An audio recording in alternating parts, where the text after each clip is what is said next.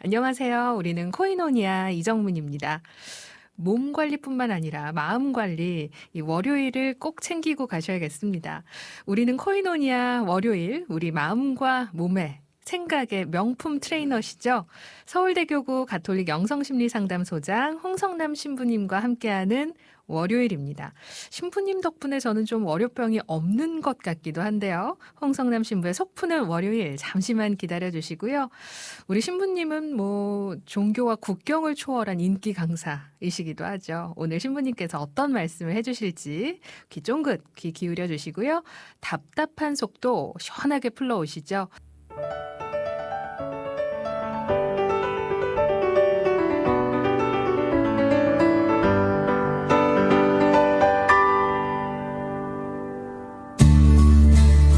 홍성남 신부의 속 푸는 월요일.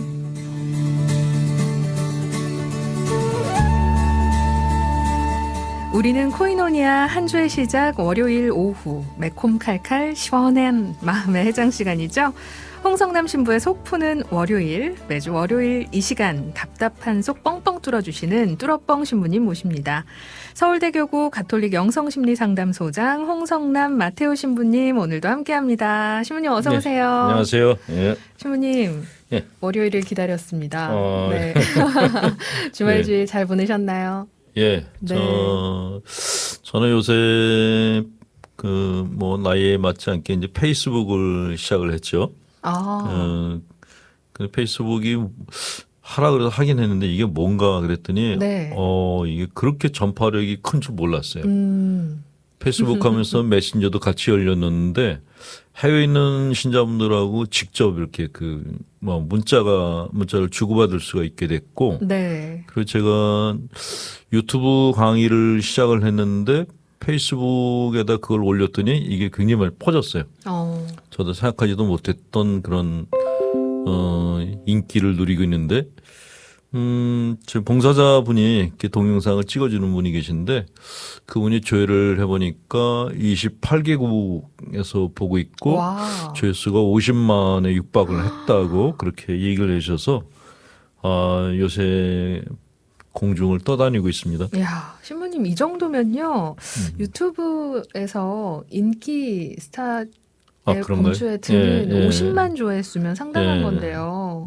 특히 야. 제가 고마운 게 해외 교포 분들이 그렇게 많이 봐주시고 특히 영국의 런던에 계시는 분들이 그렇게 조회수를 늘려주셔가지고 저를 도와주고 계십니다. 특별히 영국 런던에서 많이 보시는 이유가 있을까요?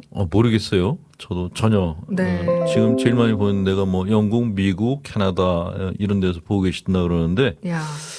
해외에 계신 분들이 많이 보는 이유는 있죠. 거기서는 이렇게 우리말로 된 강의를 듣기가 어렵고 그렇죠. 또 본인들이 상담 받고 싶어도 한국인이 운영하는 상담소가 없어요. 영국보다도 사실 미국이 더 심각하죠. 미국 지방에 사는 분들은 갈 데가 없어요. 근데 그런 분들께서 제 유튜브를 보고 당신들 마음의 문제를 갖다 해결하신다고 하니까 저도 엄청나게 보람을 느끼고 있고 저도 제 강의를 듣는 분들을 위해서 정말 다시 공부 열심히 하고 있고 이렇게 방송을 잘하려고 노력하고 있습니다. 네. 신부님 혹시 유튜브에서 네. 가톨릭 평화방송 라디오 우리는 코이노니아를 언급하신 적 있을까요? 그럴걸요. 유튜브에 여기 정말요? 와. 이 라디오 방송이 유튜브를 통해서 아마 나갔을 겁니다. 네. 신부님이 얘기를 해주신 거군요. 저희 봉사자가 지난번에 와서 여기 녹음했었죠. 그걸 맞아요. 내보냈었죠. 네, 잠깐 오신 적이 있었습니다. 신부님 알겠습니다. 앞으로도 잘 부탁드리고요. 또 신부님 댓글로도 많은 분들이 신부님 강의 보시고 신부님 저는 이런 마음의 어려움이 있습니다라고 이야기하실 것도 같고 메신저로 많이 와요. 네. 주로 국내에 있는 분들보다는 해외에 있는 분들이 이렇게 그런 문제들을 메신저로 많이 보내주셔서 그때그때 짧게 답을 해드리고 그런 답보다도 사실은 강의를 보는 게 제일 중요하거든요. 네. 유튜브 보러 권하고 있죠. 네. 신부님의 강의를 듣다 보면 내 얘기도 한번 말씀드리고 싶다 이런 생각이 많이 드는 듯 합니다. 오늘도 우리는 코이노니아 청취자들 신부님께 보내주실 그런 마음의 응어리들 혹은 마음속의 답답함 이쪽으로 보내주시면 되겠습니다. 샵 1053 우물정 1053 100원의 문자고요. CPBC 라디오의 빵속의 빵톡은 무료입니다. 익명 요청하시면요. 말머리에 익명 써주시고요. 그 내용만 신부님께 전해드리도록 하겠습니다. 네, 우리는 코이노니아 홍성남 신부의 속 푸는 월요일. 네, 오늘 본격적으로 시작해 보겠습니다. 이제는 다들 아시죠? 속 푸는 월요일 두 파트로 나눠져 있습니다. 처음은 속 푸는 월요일의 코너 속의 코너죠. 그건 이렇습니다. 신부님께서 사회 현상들 혹은 이해 안 가는 이야기들 속 시원히 이야기해 주시는 시간인데요. 오늘은 신부님 좀 특별한 이야기를 해 주신다고요? 네. 네. 오늘은 사회 문제보다 이렇게 저희 가톨릭교회에서 제일 중요시 여기는 전례, 미사에 대해서 좀 말씀을 드릴까 합니다. 제가 공부한 것이 영성심리이기 때문에 영성심리에서 제일 중요시 여기는 게 기도거든요. 그러니까 기도 중에서도 특히 미사가 가장 중요하죠. 이 미사가 신자분들께 어떤 그 심리치유 효과를 갖다 드릴 수가 있는가에 대해서 좀 말씀을 드리고 싶습니다. 미사는 그 두 가지가 있다 그러죠. 생미사하고 연미사. 네. 살아계신 분들 위해서 바치는 미사가 생미사, 돌아가신 분들 위해서 바치는 미사가 연미사라고 하죠. 근데 이거 설명하기 전에 제가 이제 미사에 대한 체험을 한 적이 있었는데 네. 꽤 오래전이에요. 분당 신부할 때인데 어떤 교우분이 돌아가신 남편을 위해서 기도해 달라고 이렇게 미사임을 주셨어요. 열어보니까 200만 원인 거예요. 그 미사임을 한 대 200만 원이면 꽤 세다. 그랬는데 그 자매님이 절 보고 200대를 해달라 그러는. 그 200대가 말이 쉬워서 200대지. 네, 거의 1년 가까이 매일 미사를 해야 되는 거예요. 네. 근데 중간에 이제 저도 뭐 휴가도 있고 뭐 여러 가지 이제 일들이 있는데 그 자매님 말씀이 그 200대 중에서 한 대라도 걸르면은 처음부터 다시 해야 된다라고 얘기를 하셨어요. 근데 그때는 저도 젊었을 때이고 그 자매님이 그렇게 당신 남편의 구령을 위해서 이렇게 희생을 하시는데 그래 내가 매일 미사를 바쳐드려야지 그랬어요. 근데 그러다가 한 100일쯤 됐을까? 그때 청년들하고 같이 강원도로 놀러 갔어요. 네. 근데 강원도에서 청년들하고 놀다 보니까 어떤 때는 이제 그 미사를 잊어버리는 거예요. 그래서 근데 그날을 넘기면 안 된다라 그래서 청년들하고 같이 부랴부랴 이제 12시가 되기 전에 모여가지고 부랴부랴 이제 미사를 같이 드렸죠. 근데 그러고 청년들하고 강원도에서 이제 제가 본당 있는 마석으로 오는 밤중에 이제 돌아오는 길이었는데 홍천쯤이었어요.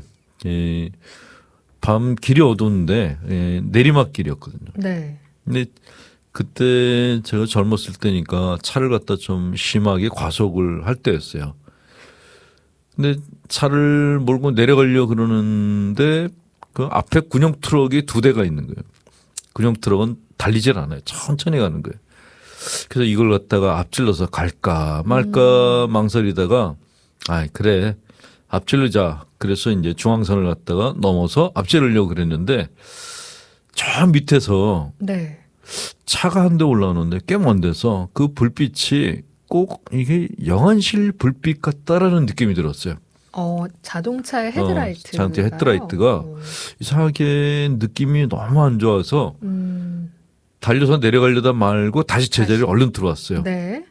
그리고 저뿐만 아니라 차에 탄 애들이 다 같이 경악을 했어요. 왜요? 바로 앞에 경운기가 있었다. 바로 앞에 경운기가 불을 끄고 경운기 위에 사람들이 5, 6명이 타고 있었는데 그 사람들이 싹 지나갔는데 저를 보고 눈을 둥그렇게 뜬 모습을 보고 지나가면서 와. 그 짧은 순간에 무슨 생각이 들었냐면은 내가 미사를 그렇게 많이 바쳤더니 주님이 날 살려주셨구나 그 생각이 들더라고요. 그때 만약에 들이받았으면은 아찔하죠. 근데 시골길에서는 경운기들이 언덕을 올라올 때 불들을 안 켜요. 정말 큰 사고가 날 뻔했었는데 간신히 이렇게 면하고 난 다음에 그다음부터는 놀러 갈 때에도 항상 미사독을 챙겨가서 매일 미사를 바칩니다. 네. 예. 신부님 너무 아찔합니다. 지금 말을. 지금도 생각하면 와. 아찔하죠. 그때 그죠. 사고 났으면 아마 그 사람들 다치고 죽고 그랬으면 아찔하죠. 상상하기도 싫으네요. 네.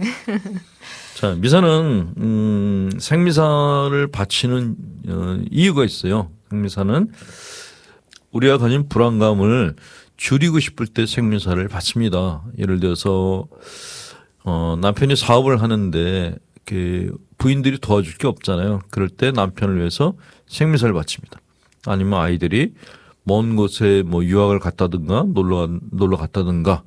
근데 엄마가 불안하면 그때도 이제 생미사를 바치죠. 그러니까 불안감을 감소시키는 방법 중에 하나가 생미사가 있고요. 또 하나는 내가 상처 준 사람들이 있죠. 그분들에게 가서 사과할 마음은 없고 그렇다고 사과를 안 하자니 마음이 찝찝하고 그럴 때 용서를 청하는 마음으로 그분들을 위해서 미사를 봉헌하기도 합니다. 그게 이제 생미사의 의미이고 연미사는 어떤 거냐? 가까운 분이 돌아가시고 나면은 남은 분들이 되게 죄책감을 느껴요. 특히 부모님이 돌아가시고 나면은 내가 좀 더 잘해드렸어야 되는데 그런 마음이 들어요. 그래서 연미사는 뭐 돌아가신 분들을 위한 미사이기도 하지만 한편으로는 돌아가신 분에 대해서 내가 갖고 있는 죄책감을 줄이기 위한 미사이기도 하다라는 것이죠. 네. 자. 생미사와 연미사 말씀해 그렇죠. 주셨고요. 예. 또 미사는 공동체가 함께 기도를 드리는 것이기 때문에 개인이 하는 미사보다 기도의 효과가 크다고 얘기를 하죠. 이렇게 뭐 어떤 요구 조건을 가진 사람들이 시위를 할 때 만약에 이제 뭐 청와대 앞에 가서 시위한다. 한 사람이 가서 시위하는 거하고 10명이 시위하는 거하고 100명이 하는 게 다르겠죠. 그러니까 사람이 많으면 많을수록 하늘을 움직일 수 있다라는 것은 동서양이 똑같이 생각하고 있어요. 그런 의미에서 미사는 하나님의 마음을 갖다 움직일 수 있는 가장 강력한 기도다라고 얘기를 할 수 있다는 거죠. 자, 또 하나는 신자분들 경우에 하루 일상을 사는데 뭐 정신없잖아요, 하루가. 네. 근데 미사 시간에는 그 정신없이 흘러가는 시간이 멈춘 것 같은 느낌이 들어요. 그래서 자기 몸과 마음을 갖다 휴식할 수 있는 시간을 가질 수가 있거든요. 그 제가 아는 교우분들 중에 매일 미사 보는 분들이 꽤 많으세요. 특히 이제 명동성당 같은 경우엔 특히 더 많은데 직장 다니는 분들이 뭐 새벽에 와서 새벽 미사 보고 출근하시거나 퇴근하고 저녁 미사 보시는 분들이 굉장히 많으세요. 근데 그것이 시간 낭비가 아니고 정말 자기 마음을 갖다 이렇게 자기 마음에 휴식을 줄 수 있는 중요한 시간이라고 생각이 됩니다. 자, 미사는 저희 같은 사제들에게도 아주 중요하죠. 어떤 때는 교우분들하고 뭐 웃고 떠들고 하다 보면 누가 신자고 누가 신분인지 구분이 안 될 때가 있어요. 사제로서의 신원의식이 약해질 때가 있는데 근데 미사를 할 때 내가 사제구나 하는 그 정체성을 강하게 느낄 수가 있어요. 그런 의미에서 이렇게 윗 어른들이 걱정하시는 것 중에 하나가 뭐가 있냐면 젊은 신부들이 미사를 안 하고 뭐 사람들하고 어울리는 게 이게 사목이다 그러면서 미사를 안 하는 경우를 굉장히 우려들 하시는데 그 우려가 틀린 게 아니라고 생각되는 거예요. 그래서 사제는 미사를 해야지만 사제로서의 신원의식을 갖고 있다라는 말씀을 드릴 수가 있고요. 그리고 미사를 하면은 내가 서양무당이곤 하는 생각이 들 때가 있어요. 신부들도 어떻게 보면 신을 모시는 사람들이죠. 그렇죠? 우리가 모시는 신이 예수님, 성모님, 신을 모시고 있죠. 동양 무당들이 모시는 신과는 다르지만 모시는 건 똑같죠. 동양 무당들이 구슬한다 그러면 저희들은 이제 미사를 하는 거죠. 근데 서양 무당이라는 그런 그 느낌을 제가 느껴본 적이 있었는데 저희 숙소에 조그만 소성당이 있어요. 어떤 때는 이제 거기서 혼자 미사를 할 때가 있어요. 어떤 밤에 이제 늦게 들어가서 이제 혼자 미사를 하는데 밤에 미사를 할 때면은 이상하게 돌아가신 분들 생각이 그렇게 많이 나는 거예요. 네. 그래서 미사를 시작하면서 그분들을 불렀어요. 돌아가신 어떤 신부님들 이름 부르고 신자분들 부르고 그런 미사를 하는데 그 작은 방에 저 혼자밖에 없었거든요. 근데 미사를 하는데 왜 꽉 찬 느낌이 드는 거예요. 그래서 그분들이 오셨나? 그런 생각이 들고 사제들이 미사할 때 돌아가신 분들을 부를 수 있는 존재구나 하는 그런 생각을 한 적이 있습니다. 네. 방송 토크의 아네스 덕분에님께서요. 저도 매일 미사 보고 있어요. 신부님 특히 새벽 미사 위주로 보고 있는데요. 신부님께서 말씀 주신 것처럼 바쁜 삶 속에서 저를 돌아보는 시간, 쉼이 있는 시간을 일부러 내려고 하고 있습니다.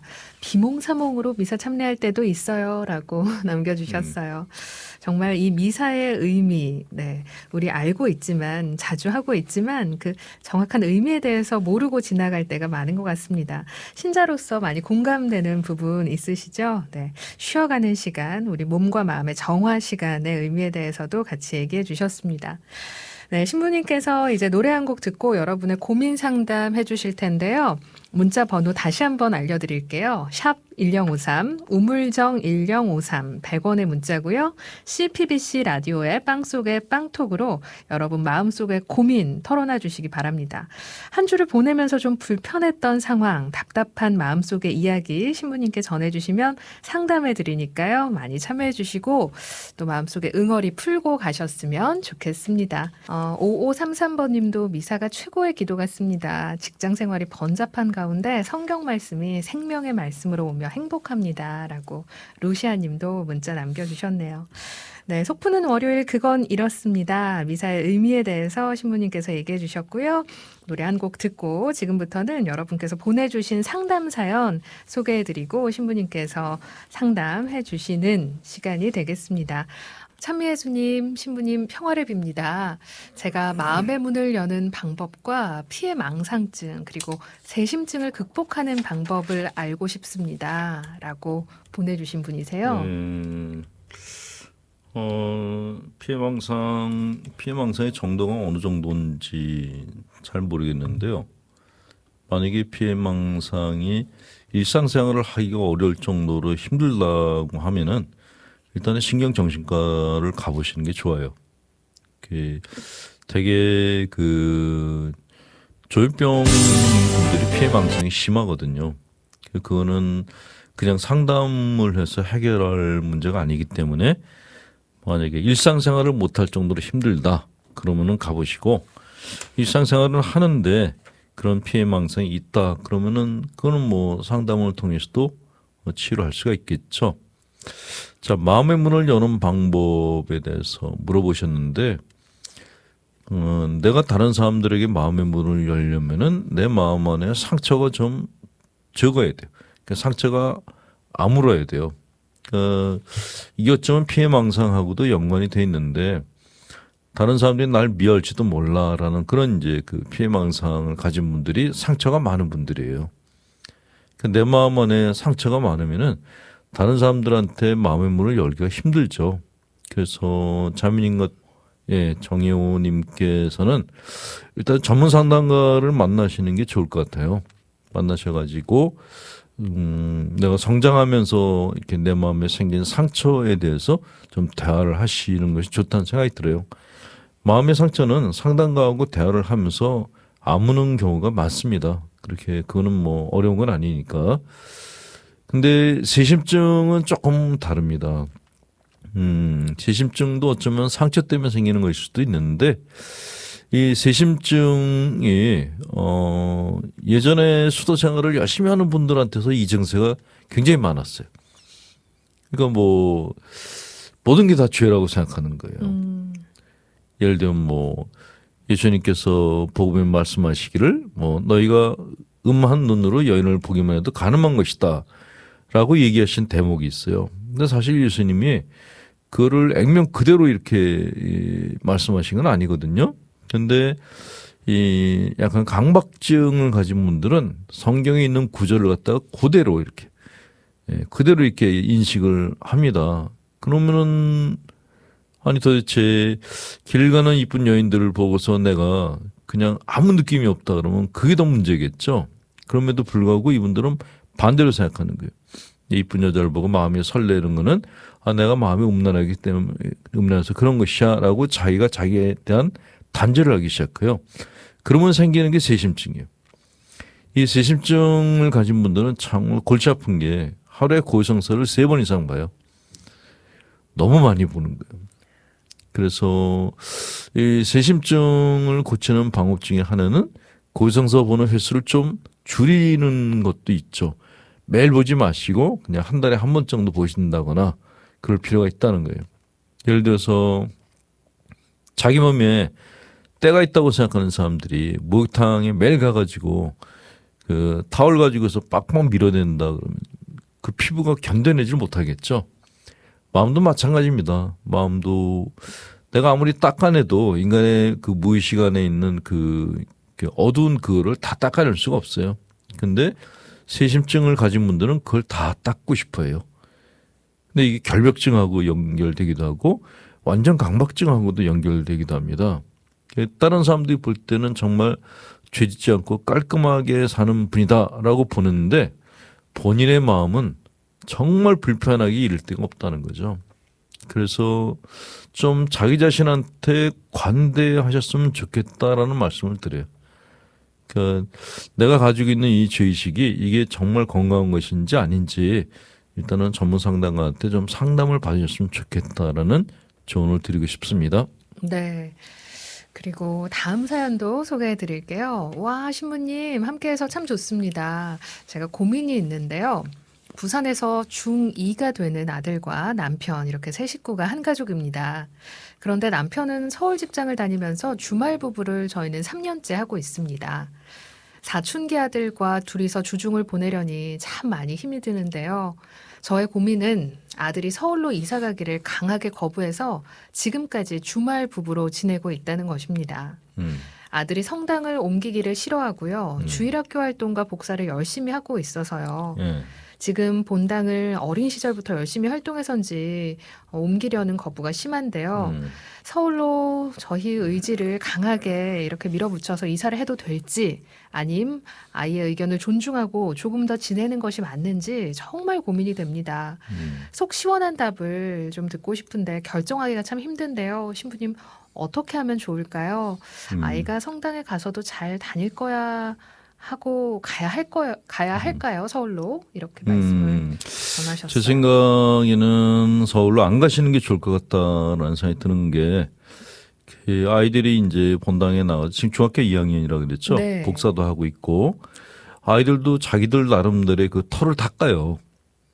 그러니까 성당에 나가서 부산에 있는 성당에 나가가지고 친구 관계 뭐 동생들도 생겼을 거고 선배들도 생겼을 거예요. 이게 아이들한테 굉장히 중요하거든요. 그 인적인 네트워크가. 그런 걸 지금까지 다 마련해 왔는데 만약에 서울 간다. 그럼 그게 다 없어지는 거예요. 서울 가면 친구도 새로 만나야 돼요. 선배도 새로 만나야 되고 후배들도 새로 만나야 되고. 그런데 부산에서 이렇게 막 올라온 아이를 서울 아이들이 금방 반겨줄까? 그건 좀 의문이에요. 그러니까 아드님 같은 경우에는 내가 털을 다 닦아 놓은 데서 지금 터줏대감 노릇을 하고 있는데 거기 가라 그러니까 이거는 어떻게 보면 자기가 갖고 있는 전 재산을 잃어버리는 거하고 똑같은 느낌이 들 거다라는 생각이 들어서 네. 저는 아드님이 그냥 부산에 있는 게 나을 것 같고 부산에 있다가 이제 내가 서울로 좀 가고 싶어요. 그럴 때 데려가는 게 맞다라는 생각이 듭니다. 지금은 굉장히 떠나고 싶지 않아 하는 당연하죠. 이유가요. 또 그 아들이 이렇게 얘기를 한다고 하네요. 대학도 부산에 다니고 서울을 가지 않을 거다.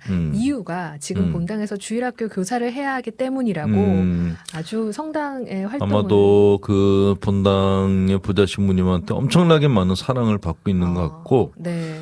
그러니까 그런 인적인 네트워크를 다 갖추고 있는데 서울 가면 이게 다 없어지잖아요. 아이들한테는 이게 아주 치명적이죠. 네. 그냥 부산에 두시는 게 좋을 것 같다는 생각이 듭니다. 네. 부모님은 당분간은 좀 주말 부부를 하셔야겠네요. 이제 사춘기인데 서울로 옮겨가지고 만약에 심지어 불안정하게 되면 공부도 못하게 돼요. 네. 지금은 그 성당에서 얘한테 기대를 거는 애들이 많을 거라고요. 그 기대 때문에 공부도 하고 뭐 사춘기도 무사히 보낼 수가 있는데 서울에 가면 그런 거 하나도 없잖아요. 그러면 오히려 더 안 좋은 결과를 낳지 않을까 하는 그런 생각이 드네요. 네. 어머니께 좀 큰 힘이 되었으면 좋겠습니다. 그리고 다음 사연도 볼게요. 안녕하세요, 신부님. 저희 딸은 강박증을 앓고 있습니다. 손을 씻을 때도 여러 번 비누로 씻거나 샤워할 때도 조금 오랜 시간 하기도 합니다. 청소를 할 때도요, 상당히 예민해지기도 하고요.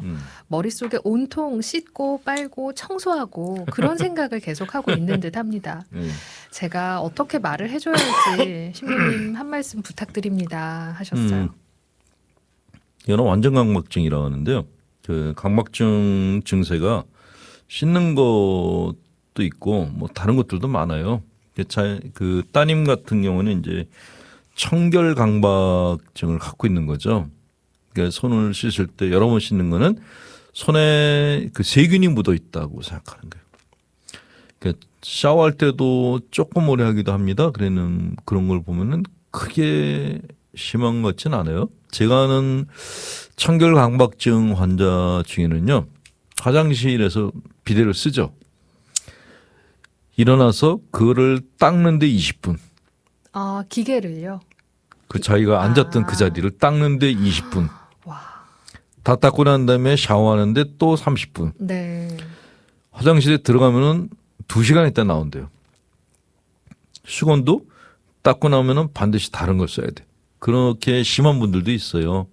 따님은 그거에 비하면은 그렇게 심한 편은 아닌 것 같고요. 뭐 사춘기 때 여자아이들은 거의 다 강박증이 있어요. 깔끔하고 싶고 뭐 더러운 거 싫어하고 그런 게 있기 때문에 이거는 그냥 말을 해줘서 될 문제는 아니고 그냥 두시는 게 나을 것 같은데요. 이게 나중에 이제 대학을 가고 뭐 MT를 가고 뭐 이렇게 야외 활동하고 그러면은 그냥 거기서 고쳐질 수도 있는 문제예요. 원래 청결 강박증은 고치는 방법이 간단해요. 지저분한 데서 살게 합니다. 지저분한 데서 거기서 적응하게 만드는 거죠. 예전에 그런 일이 있었는데 청결 강박증 환자를 갖다 고치는 방법인데 실제 사례였어요. 이게 부부가 자다가 이게 소변을 볼까 봐 너무너무 걱정한 부부가 있었대요. 그 자다가 내가 소변을 봐가지고 이불을 더럽히면 어떡하나. 그 때문에 부부가 둘 다 잠을 못 자는 거예요. 처방이 뭐였을까요? 처방이요? 뭘까요? 주무님? 이불에다 소변을 보게 하고 거기서 하룻밤을 자게 했대요. 그랬더니 치료가 됐다는 거예요. 네. 그러니까 너무 깔끔을 떠는 사람은 좀 지저분한 데 가서 며칠 동안 지내면서 싫더라도 거기에 적응을 하고 나오면은 괜찮아지죠. 남자아이들 같은 경우도 사춘기 아이들은 무지하게 깔끔합니다. 근데 걔네들이 그 청결 강박증을 어디 가서 고치는지 아세요? 군대. 군대에 가서 훈련소를 들어간 순간 말 그대로 정말 이렇게 동물적인 삶이 시작이 됩니다. 모르겠어요. 지금은 뭐 군대가 좋아졌다 그러는데 제가 군대 갔을 때만 해도 정말 이게 사람이 사는 막산지 우리인지 구분이 안 될 정도였고 뭐 늘 씻고 닦고 그러는데 씻고 닦는 시간이 너무 적어요. 그러니까 아침에 훈련소에서 이제 아침에 이제 훈련을 나가야 되는데 아침밥 먹고 이제 화장실 들르고 이제 급하게 나가야 되죠. 근데 청소하는 사람들 있죠. 청소 당번들이 이제 화장실을 닦아야 되는데 이게 걸려가지고 닦을 시간이 없어요. 그러면 손으로 닦게 하는 거예요. 정말 사회에 있을 때는 손에 똥 묻으면 난리를 치는 애들이 군대 가면은 손을 가지고 다 닦아요. 네. 그게 적응이 되는 거예요. 그렇게. 그게 청결 강박을 고치는 일종의 방법 중에 하나이기도 합니다. 자, 근데 청결 강박 말고 질서에 대한 강박을 갖고 있는 분들이 있어요. 질서요. 질서. 네. 예를 들면은 전리 강박증 있는 분들이 있거든요. 묵주기도를 하다가 하나를 깜빡 잊어버렸어요. 근데 이게 내가 하나를 빼먹었는지 안 빼먹었는지 잘 몰라. 근데 보통 분들은 뭐 성모님이 다 이해해 주시겠지 그리고 넘어가요. 근데 강박증인 분들은 처음부터 다시 합니다. 10개를 했는데 하나가 빠진 것 같아. 그래도 다시 합니다. 5단을 했는데 하나를 빠졌어. 그래도 다시 합니다. 이거를 전례 강박증이라고 그래요. 그러니까 이런 경우는 참 심각하죠. 좀 심각하고. 또 신부들 중에서도 또 이렇게 그 질서에 대한 강박증을 가진 분들이 있어요. 제대 물건 재고들이 이렇게 딱 정확하게 각도를 맞추고 질서 정연하게 놓여 있지 않으면은 굉장히 신경을 쓰는 거예요. 뭐 어린 목사애들이 와가지고 이렇게 흐트려 놓을 수 있는데 막 그런 상태 자체를 너무너무 못 받아들이는 분들이 있는데 그게 강박증인 겁니다. 모든 게 다 내가 원하는 자리에 다 있어야 돼라는 게 강박증이죠. 근데 이런 강박증을 가진 분들이 이런 뭐 전례나 청결은 외적인 건데 내적 강박증을 가진 분들은 아주 골치 아파요. 그러니까 사람들이 다 내 식대로 움직여줘야 돼요. 안 그러면 너무 힘들어요. 그래서 강박증을 가진 분들은 또 마음이 급해요. 그래서 말을 할 때 강박증인 분들의 특징은 뭐냐면 말과 말 사이에 틈이 없어요. 말이 끝나면 그 다음 말을 바로 해야 돼요. 얼른 빨리 그렇죠. 얘기해. 머릿속에서 계속 같은 말이 머릿속에 맴도니까 네. 이거를 빨리 이어서 해줘야 된다는 생각을 하기 때문에 말을 이어서 해주는데 문제는 듣는 사람들이 이 사람이 뭘 말하는지를 모르는 거예요. 그런 경우 있습니다. 예, 예. 그게 이제 강박증이라는 거죠. 네. 그 반대 상황에 좀 적응하도록 네. 두거나 조금 시간을 둬라 하는 말씀. 그렇죠. 역으로 살아야 되는 거예요. 네, 해주셨습니다. 마지막 사연이 될 것 같아요. 내리 고객님께서 홍성남 신부님께 저의 힘든 인생길에 도움을 청하고 싶습니다. 문제는 매사에 의욕이 없고 아침이 오는 것이 싫습니다. 모든 일이 흥미가 없고요. 실증만 나고 하루하루 억지로 끌려가는 삶이고요. 또한 뇌출혈 후유증으로 매일 진통제를 먹고 있습니다. 삶이 너무 비참할 것 같아 신부님의 조언을 간절히 기다립니다. 바람직한 길을 가고 싶습니다. 예. 뭐 뇌출혈 후유증으로 진통제를 먹고 사니까 뭐 진짜 힘드시겠어요. 저도 아파서 한 1년 동안 쉰 적이 있었는데 그때 정말 삶의 의욕이 다 없어지더라고요. 아무것도 못 하니까. 근데 제가 뭐 조언이라기보다 제가 아는 자매님 얘기를 한번 해드릴게요. 제가 본당 신부였을 때 연세 드신 할머니 한 분이 이렇게 침상에 누워 계셨는데 하반신 마비였어요. 이렇게 얼굴하고 뭐 손만 살아계시고 이렇게 하반신이 마비되셨는데 그렇게 10몇 년간을 누워 계셨대요. 제가 거기 그 집을 방문하면서 이분이 우울증에 걸렸을지도 모르겠다라고 생각했는데 할머니가 너무너무 명랑하신 거예요. 네. 그래서 어떻게 이렇게 명랑하시지? 근데 할머니 머리맡에 그때 지금은 이제 그때는 이제 스마트폰이 없었죠. 그 유선 전화기가 있었어요. 전화기가 계속 울리는 거예요. 그 전화 받고 끊고 죄송해요. 그러면 또 전화가 또 오고. 아니 뭔 전화를 그렇게 많이 받으세요? 그랬더니 동네 사람들이 이분한테 상담을 청하는 거예요. 그러니까 이 할머니가 그 꾸려 단장을 오래 하셨어요. 네. 그 레저 말이 단원들 많이 하는데 레저 단원들이 집안에서 속상한 일이 있으면 이분한테 다 전화를 하는 거예요. 자, 이렇게 하반신 마비가 됐어도 내가 다른 사람한테 필요한 사람이 된다 그러면은 좀 살맛이 나죠. 그리고 또 하나 드리고 싶은 말씀은 내가 어떤 삶을 살았는가 하는 것은 내가 죽고 난 다음에 사람들이 나를 갖다가 어떻게 보는가로 알 수 있다 그러죠. 죽고 난 다음에 사람들이 나를 평가하는 것이 몇 가지가 있다 그래요. 제일 좋은 거는 그분 너무 아까워. 다시 살아왔으면 좋겠어. 요새 김수환 추경님에 대해서 맞습니다. 많은 분들이 그런 얘기하고 있죠. 그분이 다시 이렇게 살아오셨다면은 지금 이런 복잡한 사회 문제에 뭔가 어른으로서 한마디 하실 텐데라는 그런 바람들을 갖다가 얘기하는 분들이 많으세요. 두 번째는 아쉬워. 근데 돌아서면 잊어버려. 세 번째는 죽은 게 누구였지? 마지막으로는 잘 죽었어. 이 네 개 중에 내가 어느 것이 될 건가 한번 잘 생각해 보시기 바랍니다. 네. 내리고객님께도 신부님의 말씀이 큰 도움이 될 듯합니다. 오늘도 많은 분들이 문자 주셨는데요. 신부님께 문자 사연 잘 전해드리도록 하겠습니다. 미처 못한 사연들은 뭐 다음 주 이 시간에 예. 일주일이 너무 길 것 같습니다. 신부님. 오늘도 좋은 말씀 해주셨는데요. 신부님 다음 주에 뵙겠습니다. 네, 수고하셨습니다. 감사합니다. CPBC FM